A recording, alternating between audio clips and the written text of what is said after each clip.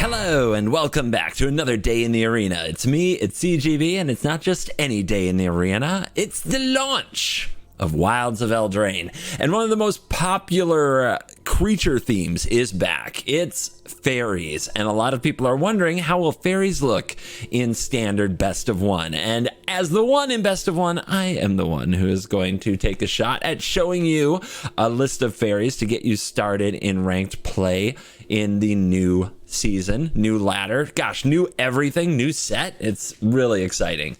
Thank you a lot to Wizards of the Coast for having me on the official Magic the Gathering Arena YouTube channel. I love doing videos over here, and if you enjoy them, hit like, hit subscribe, as I come back rather often.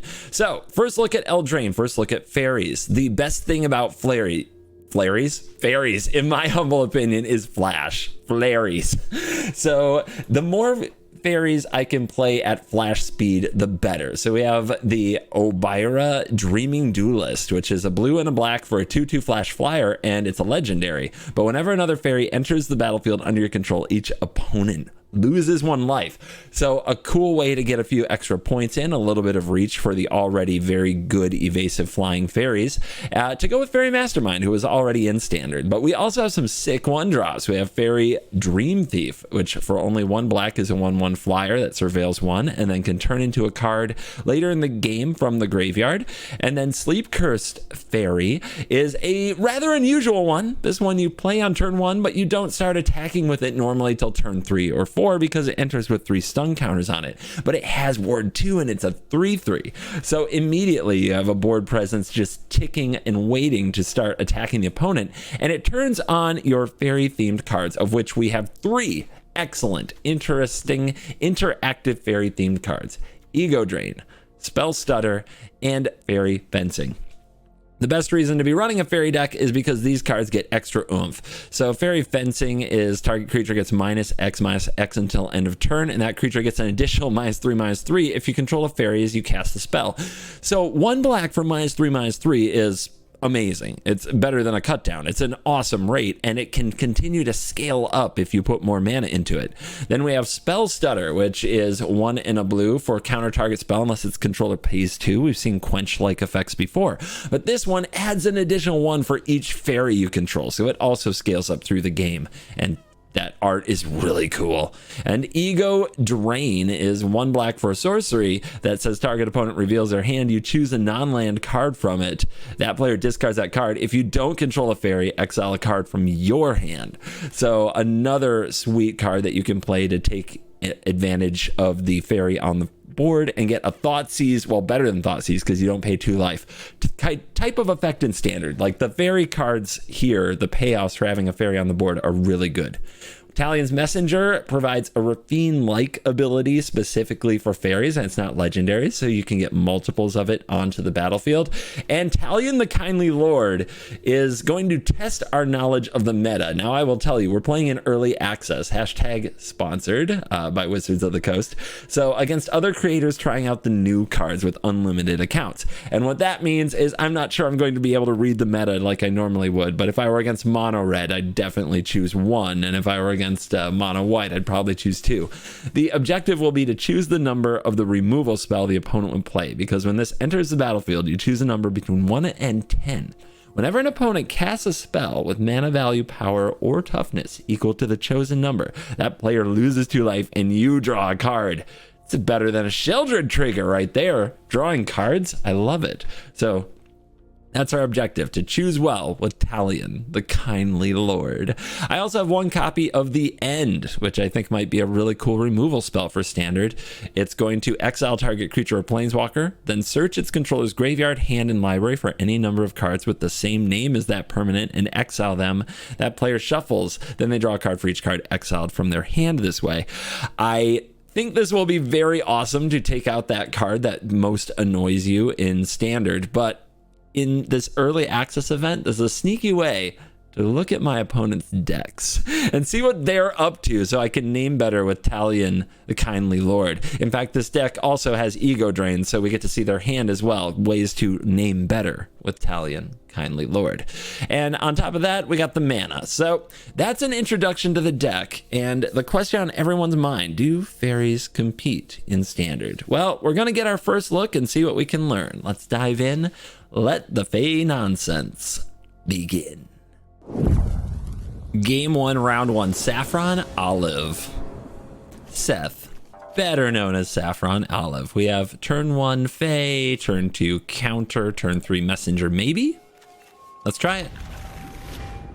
What is the right number against Saffron Olive? Good questions. Ta-da! He tapped 3/3. First stun counter removed. Here we just pass. Let's chill. So paying 2 to untap this doesn't actually untap it. It removes a stun counter in this case, which I'll demonstrate here. Or I'll try to. All right, not dead. So we still have to wait one more turn for this card to completely untap. However, we've got the spell stutter up. I think it's time to Ego Drain our friend. What you working with? Saffron Olive is known for really crazy janky combo decks. And a counter spell it is. I think we just allow that and we save the spell stutter for whatever he's really up to. Urza's rebuff though implies tapping, which implies Hilda to me. So I think that might mean that we want to name 4 with our Talion. Anyway, I'm going to let this sleep cursed Fae get taken by ossification, because now we know how much his removal costs. So let's choose 2.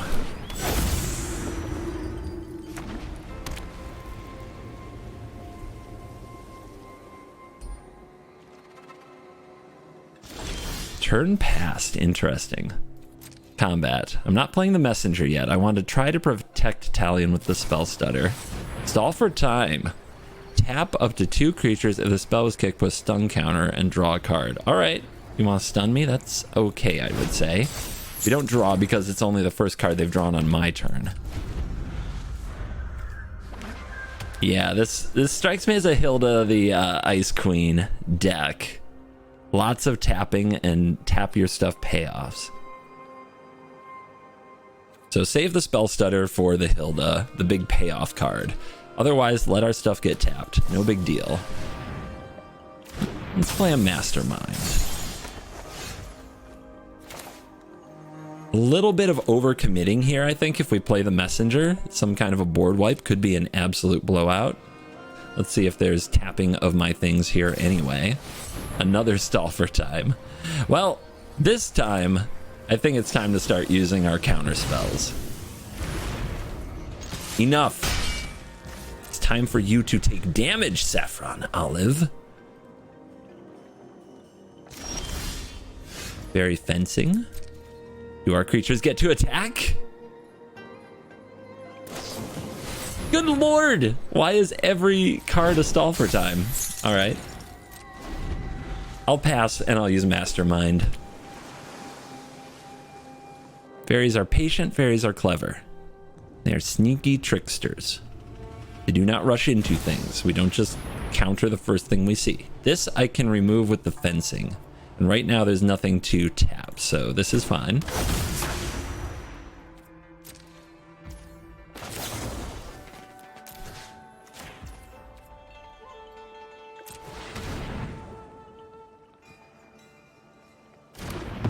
All right, Ice Queen removed. Land, pass. Surely there's some more 2-mana cards in your deck, Saffron Olive. You're going to have to use them eventually. Let's draw some cards. I love cards. Now, I expect these things to get tapped, but let's go for the messenger. I would like to attack with a fairy, please. May I attack with a fairy? Yes! So discard a card. I'll let the Takanuma go. Actually, I'll let the Kindly Lord go. And who wants the counter? I think this is what's going to demand the removal, so let's put it on the Mastermind. Those are hits. And no plays at all. Are these all 2-mana cards? I need another Ego Drain. My curiosity must know. I think if I activate this, Seth is going to do something, so I will not do that.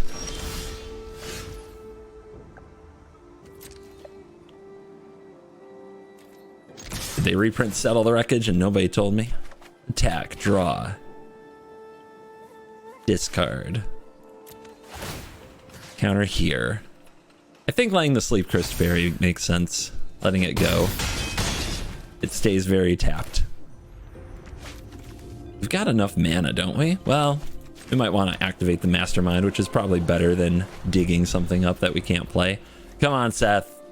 Play a 2-drop. Oh, man, I really want to know. I really want to know how many cards in his hand he didn't want to cast because of Talion.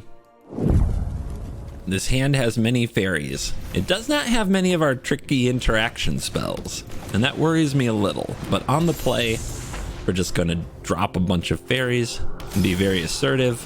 And there's a counterspell. That's nice.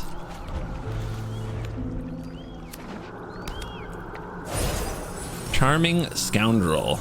Ooh, I mean, this has haste and has many options. Let's see what the opponent picks here. Discard and draw to create a treasure. Okay. And do you attack? Tricky fairy time. Careful, you little 1/1. You might get ambushed.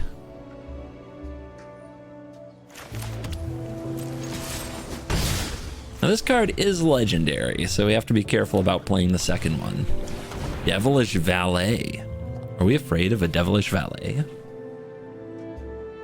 I don't believe I am. I want to see where this goes. Devilish Valet is an interesting little card.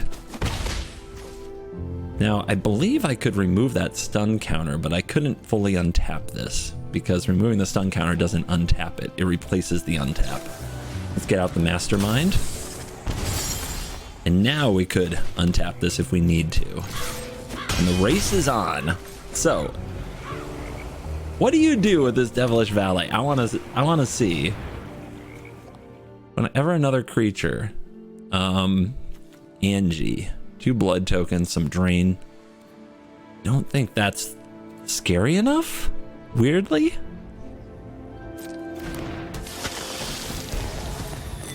I do want to see if they attack with this Valet though, because now I can untap the fairy. Nope. Smart. Let's draw.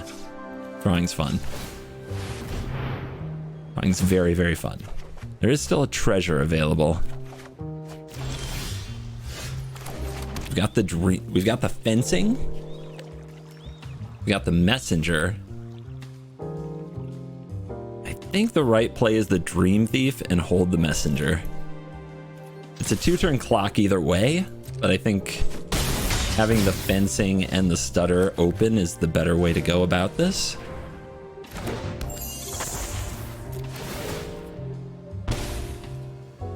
Yep, that's pretty good. Pass. All right. I want to know what this Valet does.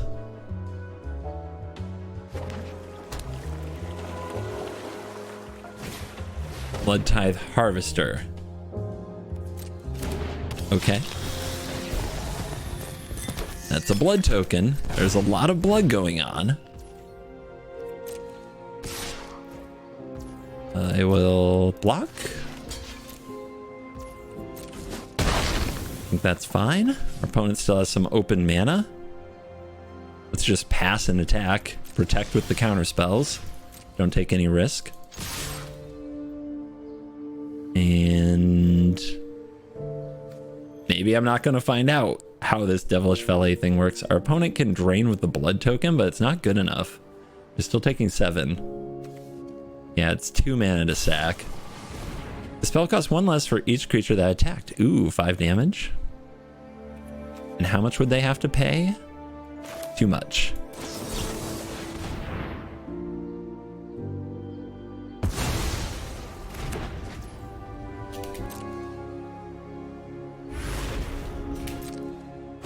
bang, bang. The evasive damage, it adds up much quicker than it feels like it should. I'm still curious what that Devilish Valet was supposed to do, though. I'm guessing a Gleeful Demolition to destroy their own blood tokens, make 3 little Phyrexian goblins, and, you know, activate the Valet 3 times.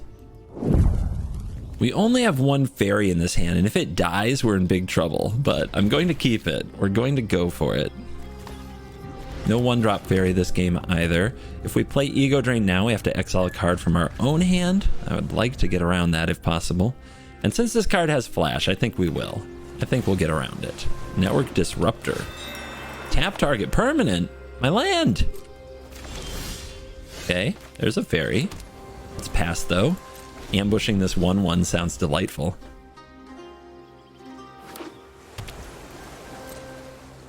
You could have a counter spell, but I'll risk it. If you have ninjas, you're going to be very sad. Very sad. I've been tapped again. Okay. I want to Ego Drain you. What's going on? Dream Shackle. Ah, it's another blue-white tap your stuff deck. Interesting. Well, Dream Shackle Geist lets you do this at the beginning of combat on your turn. And then the runic shots kill the thing that gets tapped. So I'm going to take the Geist. Does that mean we don't attack here? If I play this, the opponent can pay the ward cost with the runic shot to kill it on their turn. So I don't think we play it. I'm not sure when we play it, but we try to buy some time. Let's just pass. Well, sneaky runic shot.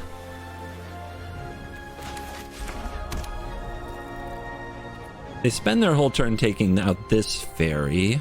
That could be good for us. Let's play Messenger. Let's get assertive. I think they're going to kill this one. I'm going to take out the fencing and play a whole... I think I just need a whole bunch of fairies. Let's put the counter here, though, because they're going to kill the Dreaming Duelist with the runic shot. At least that's my expectation.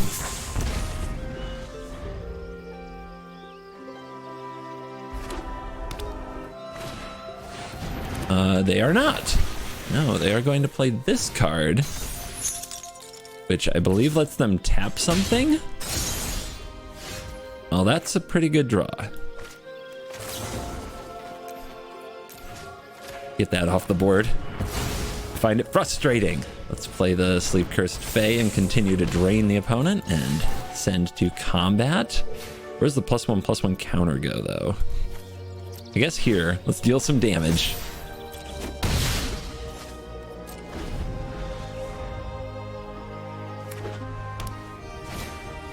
We have an interesting choice here of like whether or not to try to counter this, which I don't think we should.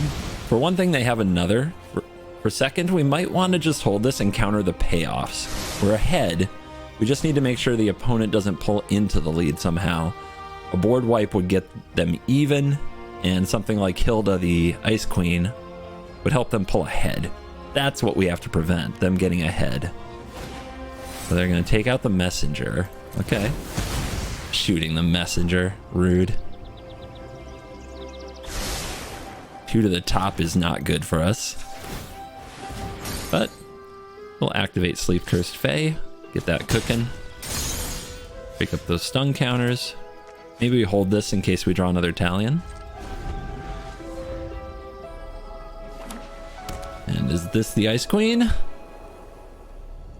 Some payoff for all this tapping. There it is. No. That is not something we can have happen.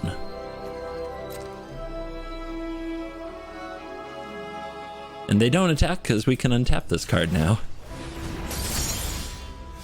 2 lands in a row. Not good. Those scries. Those scries are going to come in very handy.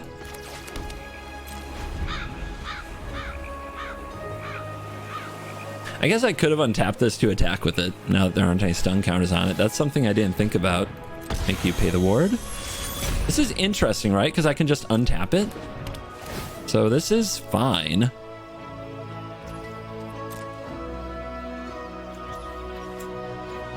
Like that? Yeah, so it can still attack. Ooh, what's your last card? I want to know. Another one. Out of there.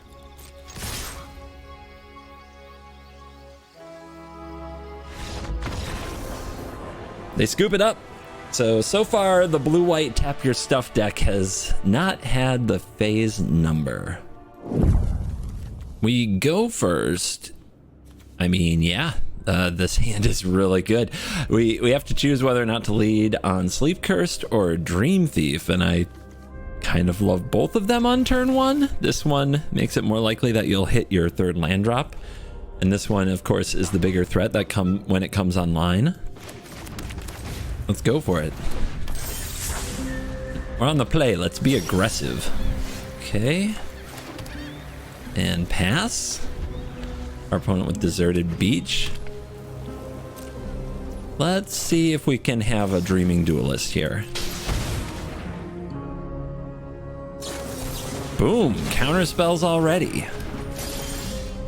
That kind of game, huh? Well, maybe I should have tried to hit my land drop. 3 blind mice. I mean, it makes a bunch of 1/1s, but I don't feel like I'm afraid of it. I don't respect the blind mice. So here we go. The Mastermind. You have a counter spell, but yeah, what's coming up, we probably need to counter what they do at their next turn. Let's play a Dream Thief. Surveil, look for a land. Or another counterspell. Ego Drain? Pretty good card. But I think here we're going to bin it. And swing. Let's get the damage going. Get the fairy tempo happening.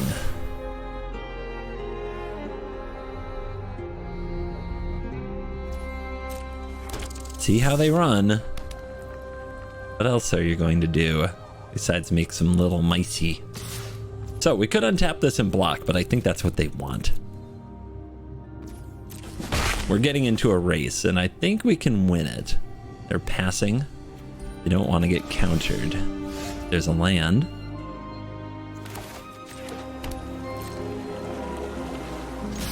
Attack. Attack. Soul Partition. I think that's fine. You can just cast this again later. They have shown us a pair of 2-drops, but we don't know much about their deck. And we have a flash card that we can play, so I think we just pass. They're trying to use Virtue of Loyalty on their upkeep because they want to make a copy of that. Sneaky.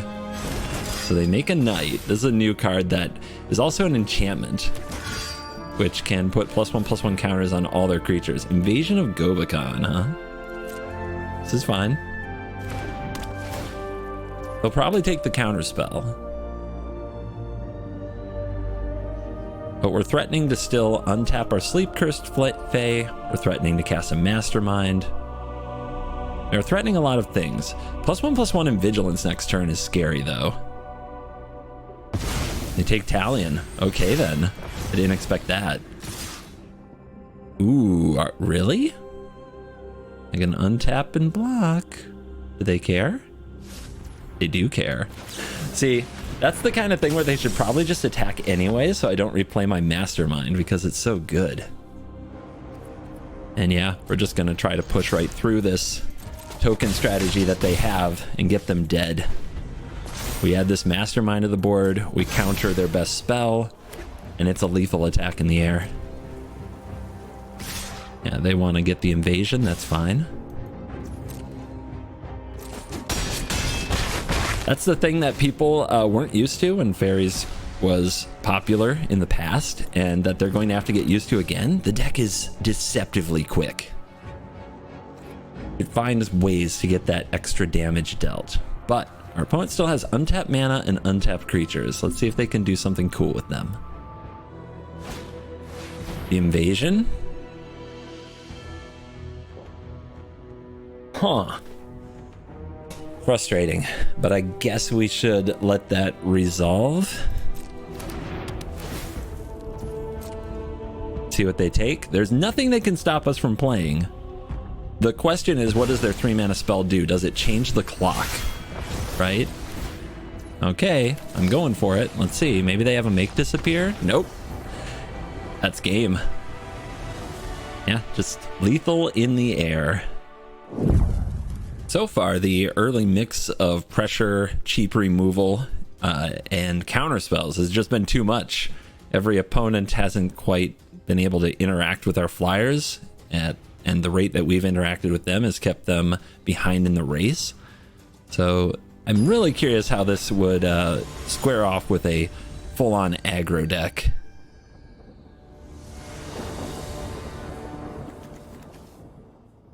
This hand is good. It doesn't have the 1-mana fairy, but it does have a nice 2/3/4 on the play.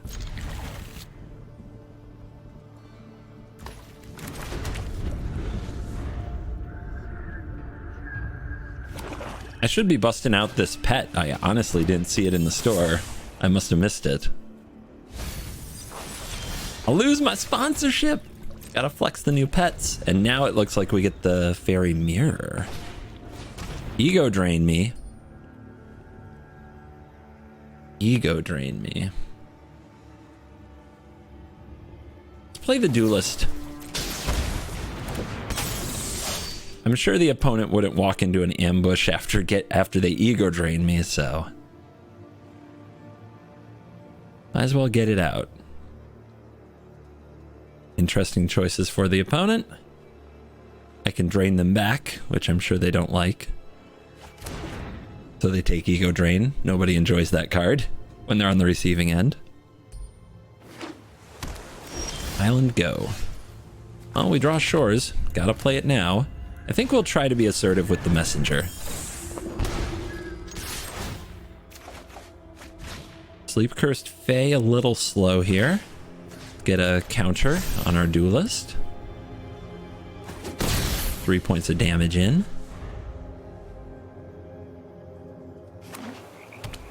I have a message for you. It's very painful. And they're going to remove the messenger right away. And they're going to go for the throat. Okay, lots of removal from our opponent so far. Lots of 2s if I remember this in this deck. Now they know about this card, but we're going to play it and we're going to name 2.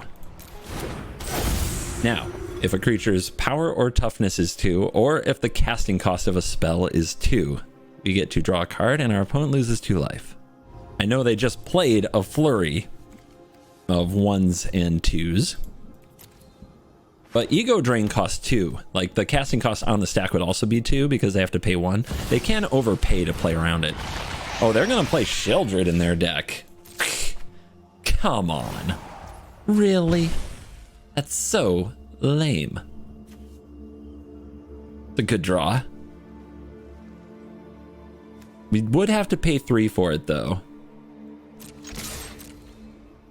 But I guess we should before the opponent can counter it.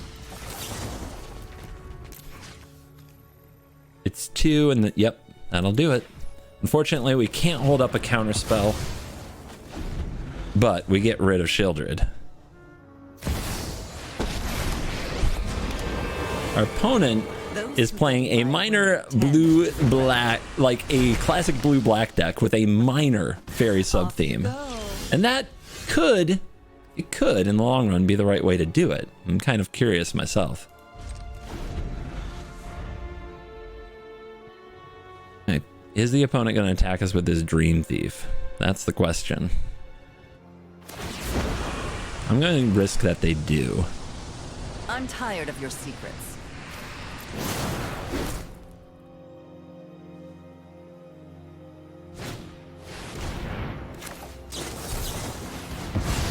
Counter the messenger.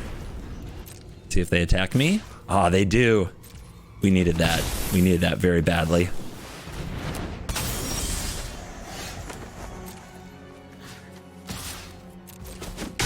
Nice. All right, let's see where this I'll goes. take my zombies and leave. They keep attacking. I think that means they have removal for this card. They have Urtai, Resurrected. We could save our own Mastermind, but I think the right play is just to draw some cards.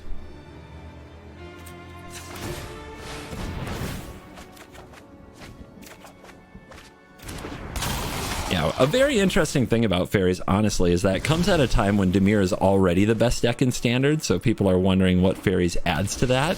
And you can see our opponent using the minorest of Faeries to accompany a very solid package of already good Standard cards. We're going to see how that all breaks down. Let's play the Duelist. Let's ego drain their last card. Nice. And pass. See what they do. This is a race we might be able to win. It does depend what they draw, though. And go for a Forager.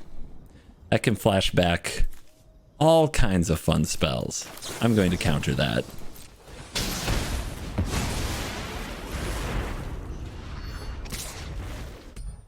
Do we trade?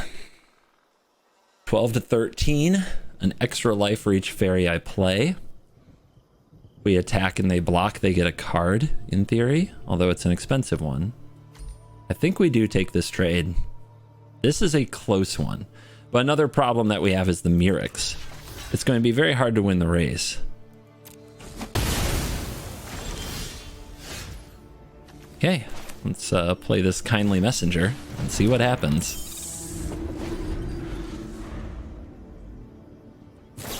Opponent rips a go for the throat. Easy. The top deck wars are real, but they haven't learned about attacking with this Dream Thief.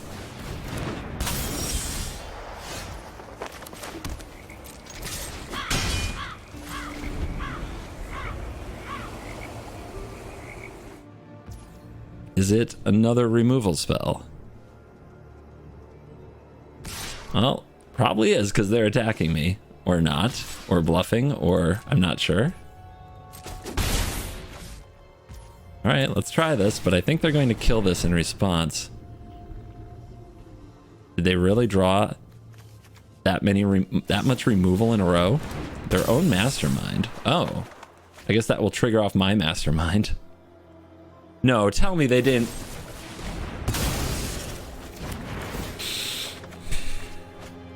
I'm just drawing land. That's not fair. I quit. I don't like it here. One of these players is better at drawing cards than the other.